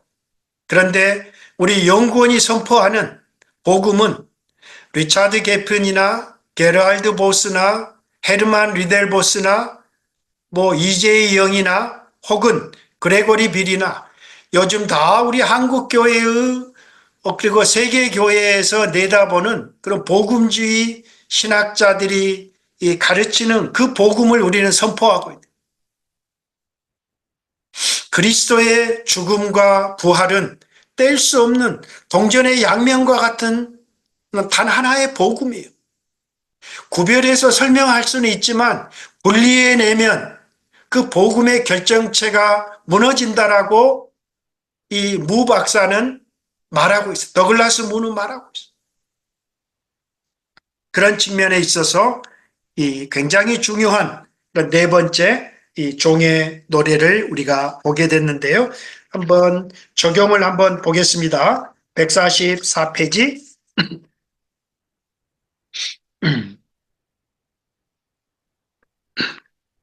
네 번째 종의 노래 교훈입니다. 두 번째 질문에서 보겠습니다.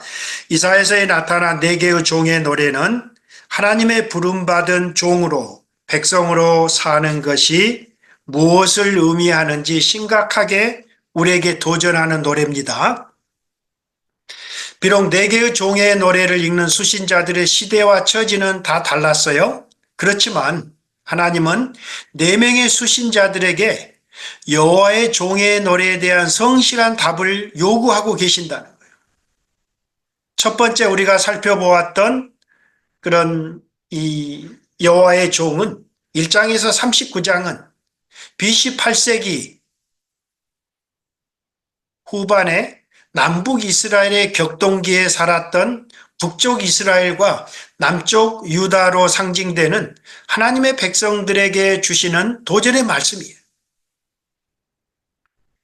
그리고 지금까지 살펴본 40장에서 55장은 배경이 BC 6세기의 바벨론 포로 치하에서 치열하게 살았던 고난받는 하나님의 백성들에 대한 메시지거든요. 그들이 그발 강가에서 바벨론 포로 수용소에서 여호와의 종으로 고난받는 종으로 산다는 것이 과연 무엇을 의미하였느냐는, 그리고 궁극적인 고난받는 종으로 오신 기름 부음 받은 그 종의 그런 회복을 통한 구원의 메시지를 과연 그들이 어떻게 이해했을까? 우리는 그걸 1차적으로 생각해 볼 필요가 있는 거죠. 그리고 이제 56장부터 마지막 66장까지 그 3부의 그 종의 의미는 사실 그들이 포로로부터 예루살렘으로 시온으로 돌아왔어요. 그들은 기대에 부풀어서 돌아왔지만 다시 그들은 말라기 시대 100년도 채 안 돼서 매너리즘에 빠져서 말라기 선지자의 혹독한 질타를 받는 메시지로 구약이 끝나잖아요.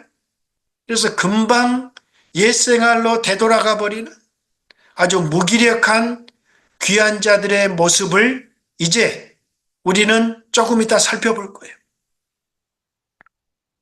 바로 그 메시지가 오늘 21세기를 살아가는 우리들에게는 무엇을 의미하느냐라.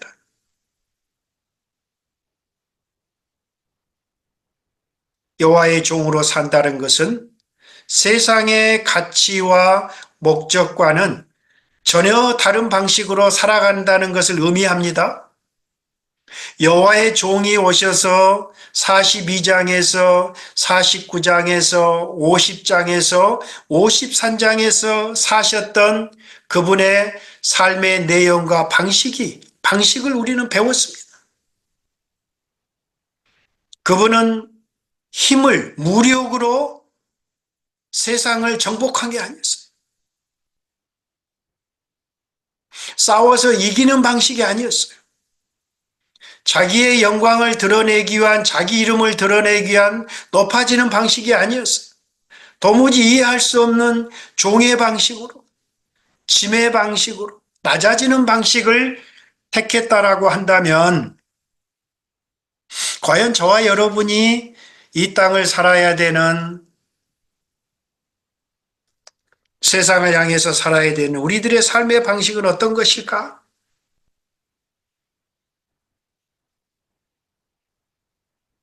십자가 없는 그런 부활의 영광이나 그런 부활이 없는 십자가가 없는 것처럼 여러분, 우리가 장래의 영광을 소망하는 우리들이라고 할 때 반드시 선행되는 삶의 여정은 고난의 여정이라는 것을 명심해야 한다는 것이 이 종의 노래가 주는 굉장히 중요한 그런 도전이에요. 이를 악물고 우리들의 현실을 참는 그런 방식의 인내의 삶이 아니라는 거예요.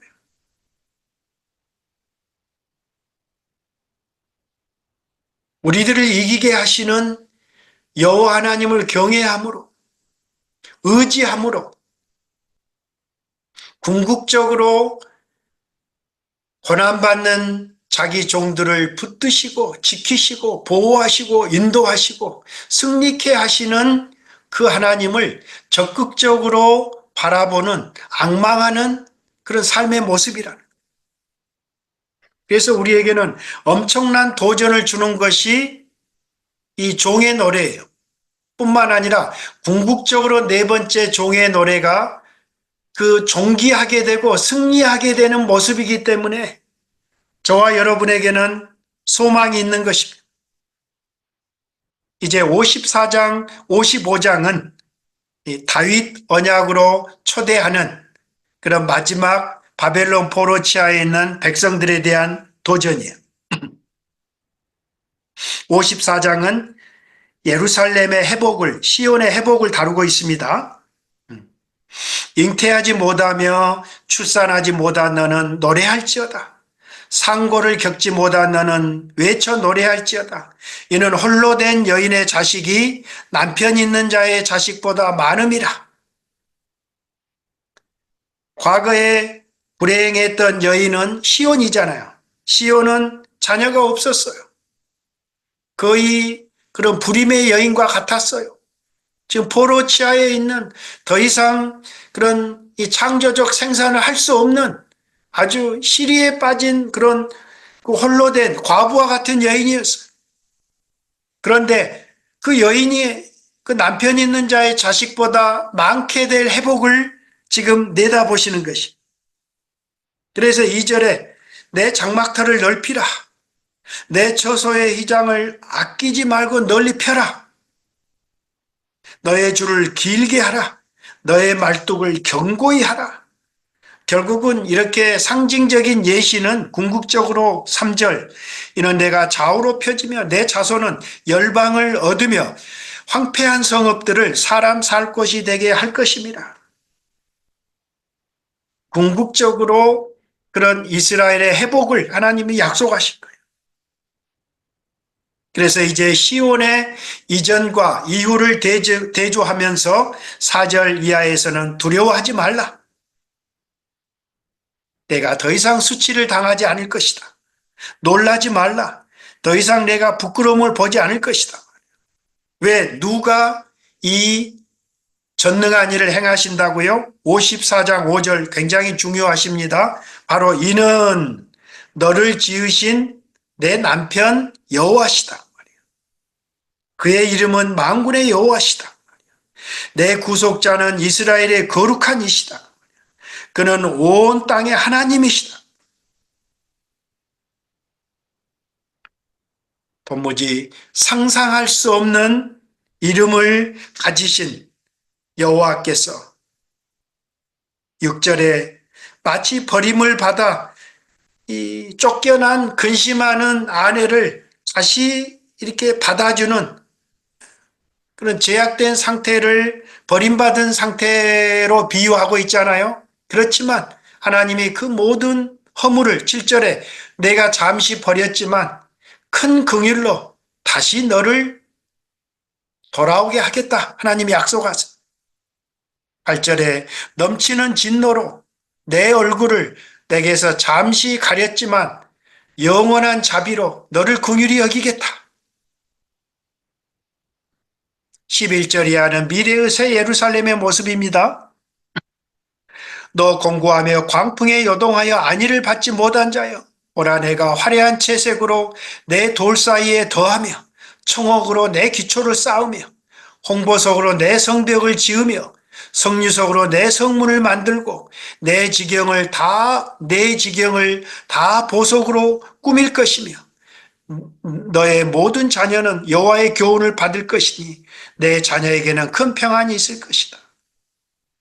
화려한 보석으로 치장한 성읍을 시온의 예루살렘에 세우실 것을 하나님이 말씀하세요. 여러분, 우리는 요한계시록에서 성취된 새 예루살렘 이미 공부했잖아요. 여기에 보석들은 새 예루살렘이 장차 누리게 될 영광을 상징한 것이. 그런데 그 새 예루살렘은 바로 보석과 같은 신부된 교회, 하나님의 백성들을 상징한다라는 것을 우리는 그것을 비유적으로 그런 예시한다라는 것을 우리는 이미 공부했습니다. 17절에 너를 치려고 제조된 모든 연장이 쓸모가 없을 것이라. 일어나 너를 대적하여 송사하는 모든 혀는 너에게 정죄를 당할 것이다. 이는 여호와의 종들의 기업이요 이는 그들이 내게서 얻은 공인이라. 여호와의 말씀이니라. 여러분, 54장은 여호와의 종들이 기업을 받게 될 것이라는 거예요. 결국 이 말씀은 궁극적으로 고난받는 종의 사역으로 말미암아 참된 이스라엘이 받을 그 하늘의 약속된 기업을 말하고 있는 것입니다. 55장은 그렇기 때문에 절대적인 믿음을 하나님께 두라. 하나님께 나와 진정한 부를, 구원을 사라고 권면하고 있어요. 너희 모든 목마른 자들아 물로 나오라. 물가로 초대하고 있습니다. 돈 없는 자도 오라. 너희는 와서 사 먹되 돈 없이 값없이 와서 포도주와 젖을 사라. 여기서 목마른 자들, 굶주린 자들, 돈 없는 자들, 바벨론 포로된 백성들을 상징하는 것입니다. 너희가 어찌하여 양식이 아닌 것을 위하여 은을 달아주고 배부르지 못한 것을 위하여 수고하느냐? 거짓된 것을 위해서, 영원하지 못한 것을 위해서 헛된 수고를 더 이상 하지 말라는 것이죠. 참된 것은 어떻게 얻을 수 있어요? 내게 나와서 듣고 들어라. 하나님을 듣고 하나님을 배우고 하나님의 말씀을 들으면 어떻게 된다? 그리하면 너희가 좋은 것을 먹고 너희 자신들이 기름진 것으로 즐거움을 얻으리라. 하나님께 나와 들을 때만, 하나님을 배울 때만, 하나님을 의지할 때만 우리가 좋은 것을, 기름진 것을 얻을 수 있다라고 약속하세요. 그래서 55장 3절 너희는 귀를 기울이고 내게로 나와 들으라. 다시 반복해서 하나님께로 나와 들으라고 말씀하십니다. 하나님께 나와 들을 때만 너희의 영혼이 살리라고 말씀하십니다. 바로 이 하나님께 듣는다라는 것은 궁극적으로 내가 너희를 위하여 영원한 언약을 맺은 다윗에게 허락한 확실한 은혜다. 여러분 사무엘 3장, 사무엘하 7장에 그 나단을 통한 다윗의 언약을 기억하시죠? 결국 다윗의 후손을 통한 그 영원한 나라죠. 그죠? 그러니까 다윗의 후손, 메시아죠. 메시아. 그 메시아가 하나님의 은혜시죠. 그리스도가. 4절에 보라, 내가 그를, 그 메시아를, 여호와의 종을 만민에게 증인으로 세웠다.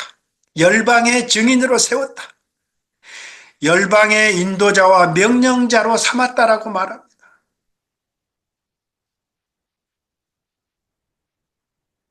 5절에 내가 알지 못하는 나라를 내가 부를 것이며 이스라엘이 알지 못하는 나라를 그 여호와의 종의 메시아의 사역을 통해서 부르게 될 것이라. 너를 알지 못하는 나라가 그러니까 이방이 궁극적으로 너에게로 종에게로 이스라엘에게로 달려올 것이라는 거예요. 이 모든 일은 여호와 내 하나님 이스라엘의 거룩하신 이로 말미암습니다. 이는 그가 하나님이 너를 메시아를 종을 영화롭게 하셨기 때문이다. 여러분 엄청난 메시지입니다. 그분의 모든 나라를 여호와께서 그분 자신에게로 부르실 때 열방은 종의 도를 배우기 위해서 그 종에게로 몰려들 것이라. 궁극적으로 그 종은 이스라엘은 이스라엘 민족을 구원받은 백성을 여호와께로 인도할 참된 종이 되심을 지금 얘기하고 있는 것입니다. 6절에 너희는 여호와를 만날 만한 때에 찾으라. 가까이 계실 때 그를 부르라. 여러분 하나님의 말씀을 들으실 때 하나님의 은혜를 주실 때 하나님을 찾고 하나님을 부르시고 하나님을 의지하시기 바랍니다. 하나님을 의지한다라는 것은 찾는다라는 것은 7절에 악인의 길을 불의한 자의 생각을 버리는 것입니다. 돌이키기 위해서는 먼저 버리는 선행 작업이 있어야 되지 않겠어요? 회개의 작업이 있지 않겠어요? 그리하면 그가 긍휼히 여기시라고 말합니다. 우리 하나님께로 돌아오라. 그가 너그럽게 용서하시리라. 우리가 악한 길과 생각을 버리고 여호와께로 돌아오기만 하면 여호와는 언제든 죄사함의 은총을 우리에게 베풀어 주시겠다고 말씀하세요. 그리고 8, 9절은 너희의 생각과 너희의 길은 하나님의 길과 생각과 너무나 다르다라는 거예요. 하늘과 땅처럼 차이가 있다라는 거예요. 그래서 이 땅에서 잘난 체 하지 말고 우리 자신의 생각이나 뜻을 의지하지 말고 하나님께 나와서 하나님을 충정하라는 거예요. 내가 옳은 것 같고 내가 바른 것 같지만 틀리다. 하나님이 그 말씀을 하고 계세요. 그리고 10절, 11절은 하나님의 말씀이 지닌 절대적인 가치, 신뢰성을 설명하고 있어요. 마치 비와 눈이 하늘에서 내려와서 그냥 돌아가지 않잖아요. 그 비와 눈이 녹아서 땅을 적셔서 땅에 파종된 농부가 파종한 싹을 나게 하고 추수해서 양식을 주는 것처럼 어떤 자연의 창조의 섭리처럼 11절 내 입에서 나가는 말도 하나님의 말씀도 이와 같이 헛되이 내게로 돌아오지 않는다. 하나님의 말씀의 정확성, 정밀성을 지금 말하고 완전성을 말하고 있어요. 내 입에서 나가는 말은 나의 기뻐하는 뜻을 이룬다라는 거예요. 내가 보낸 일을 형통하게 하시겠다.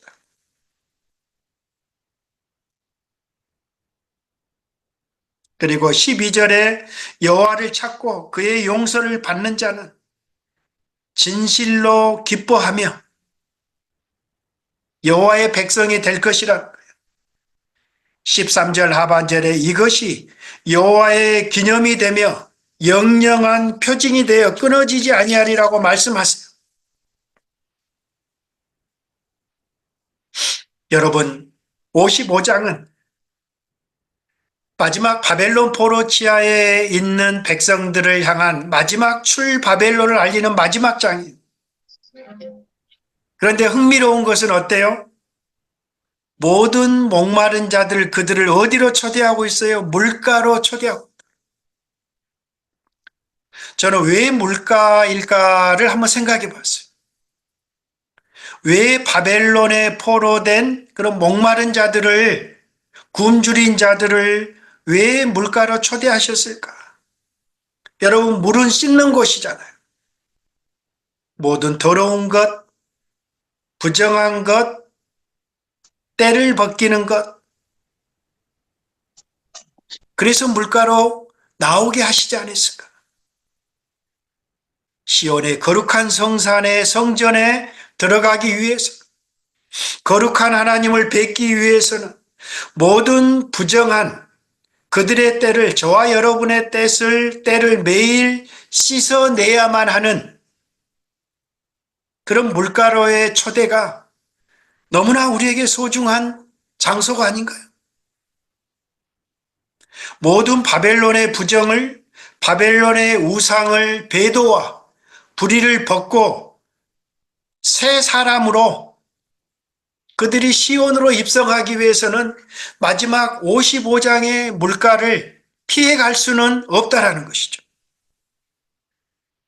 마치 애굽의 광야의 조상들이 애굽의 부정을 씻기 위해서 홍해의 물속을 물가로 초대되었듯이 오늘 주바벨로라는 백성들도 물속을 통과해서 물가에서 씻는 그런 정결의 작업이 필요했기 때문에 마지막 55장의 물가로의 초대가 아닐까 그렇게 생각해 봅니다. 바울은 고린도전서 10장에서 홍해 사건은 이스라엘의 회심의 중생의 세례의 사건으로 해석하고 있습니다. 하나님의 백성은 정결 의식을 거쳐야만 거룩하신 하나님을 뵐 수 있는 거 아닙니까? 우리는 이미 그리스도의 보혈로 깨끗이 씻음을 받았습니다. 그렇지만 여전히 매일의 삶 속에서 우리의 손과 발에, 우리의 몸에, 우리의 생각에 묵은 때를 그리스도의 보혈의 물로 정결케 씻음을 받는 그런 작업을 게을리해서는 안 될 것입니다. 아무리 청소해도 침대 밑에 방에 먼지가 쌓이듯이 우리들의 영혼의 묵은 때들을, 세상의 유혹들을, 모든 잘못된 생각들을 하나님의 말씀의 물로 깨끗이 씻고 이사야의 말씀을 통해서 특별히 이 씻는 이 물가로의 초대에 반응하고 회개하고 우리들 자신을 돌아봄으로 그리스도의 충만한 임재와 영광을 목도하는 우리들 모두가 되길 주의 이름으로 축원합니다. 오늘 56장부터 3부를 조금 하려고 했는데 오늘 마지막 55장까지만 2부를 마침으로 이 5강의 강의를 마치도록 하겠습니다. 혹시 질문이 있는 분들은 제 카톡이 개인적으로 열려 있습니다. 항상 사용해 주시고요. 우리 군산 순복음 중앙교회를 담임하고 계시는 우리 양병준 목사님 기도해 주시고 우리 5강 강의를 마치도록 하겠습니다. 참 좋으신 하나님 아버지 감사합니다. 오늘도 귀한 날 우리 사랑하는 임선웅 원장님 통하여 이사야 말씀을 대하게 하시니 감사합니다. 우리 주 예수 그리스도의 은혜를 다시 한번 가슴에 새기게 하시고 참된 종의 모습이 무엇인지 고민하게 하시고 기억하게 하시니 감사합니다. 이 땅 살아갈 때 오직 하나님 나라 위에 아버지 우리의 생각을, 우리의 삶을, 우리의 모든 것을 내려놓고 우리 주 예수 그리스도를 쫓아 참된 종의 모습으로 살아갈 수 있도록 은혜 부어 주옵소서. 늘 말씀으로 사역하시는 우리 김선웅 목사님, 늘 주님께서 은혜 부어 주실 때에 영혼력 강건함으로 붙들어 주시고 하나님 귀한 사역 주님 주시는 은혜를 따라 하나님 나라 위에 귀하게 쓰임받는 우리 귀한 종, 우리 사랑하는 김선웅 목사님 되게 하여 주옵소서. 함께 말씀을 공부하는 우리 목사님들 또 우리 권속들에게도 하나님께서 은혜 부어 주시어서 참으로 주님 오시는 그날까지 하나님 우리가 믿음의 경주를 최선을 다해 나아갑니다. 오직 하나님께 칭찬받는 우리 모두가 될 수 있도록 주여 은혜 부어 주옵소서. 예수님의 이름으로 감사하며 기도드립니다. 아멘. 아멘, 아멘.